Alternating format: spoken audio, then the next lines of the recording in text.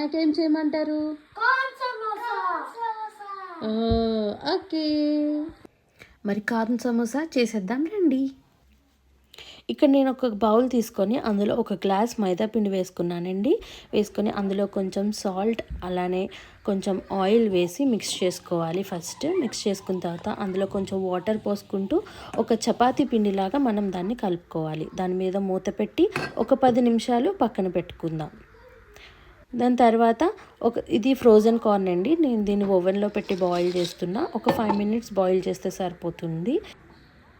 Boil అయిన కార్న్ని బయటికి తీసి అందులో కొంచెం ధనియా పౌడర్, చాట్ మసాలా, కారం, అలానే కొంచెం సాల్ట్, అలానే కొంచెం ఆనియన్స్, కొత్తిమీర, కొంచెం లెమన్ పిండుకొని అన్నీ మిక్స్ చేసుకొని దాన్ని పక్కన పెట్టుకోండి. ఇప్పుడు పక్కన పెట్టుకున్న చపాతీ పిండిని తీసి చపాతీలాగా పామాలి. సో పామిన చపాతీని నేను ఇలాగా కాల్చుతున్నాను అండి. మరీ ఎక్కువగా మనం కాల్చిన అవసరం లేదు. కొంచెం ఆ పిండి వాసన పోయేటట్టు కొంచెం అటు ఇటు కాలిస్తే సరిపోతుందన్నమాట. సో ఆ కాల్చిన దాన్ని నేను 2 పీసెస్ కింద చేశాను. ఆ షీట్స్ ఎడ్జెస్ రాయడానికి మైదాపిండి వాటర్ కలిపి నేను ఇలా పక్కన పెట్టుకున్నా. అలానే ఒక ప్యాన్లో ఆయిల్ పోసుకొని అది బాయిల్ చేసుకుంటున్నా. ఇప్పుడు నేను ఇక్కడ చూపించిన విధంగా ఈ షీట్ ఎడ్జెస్ అంతా మనం ఆ మైదాపిండి దాంతో కలిపి ఇలా కోన్ షేప్లో చేసుకోవాలన్నమాట. ఇలా ఉంటుంది. సో కార్న్ కూడా నేను ఫిల్ చేసి ఇలా సమోసా షేపుల్లో చేసేసి నేను పక్కన పెట్టుకున్నానండి. ఎడ్జెస్ కూడా నేను ఫిల్ చేసేసాను, సో బయటకు రాకుండా. సో ఆయిల్ హీట్ అయిన తర్వాత ఒక్కొక్క సమోసాని నేను ఆయిల్లో వేస్తున్నానండి.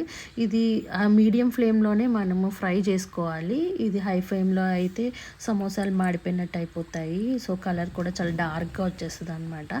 సో మీడియం ఫ్లేమ్లో మనము ఫ్రై చేసుకోవాలి. ఇక్కడ ఇలా గోల్డెన్ బ్రౌన్ కలర్ వచ్చినంత వరకు మనం ఫ్రై చేసుకొని పక్కన తీసుకోవాలండి. మీడియం ఫ్లేమ్లో మాత్రమే మనము సమోసాలని ఫ్రై చేసుకోవాలండి.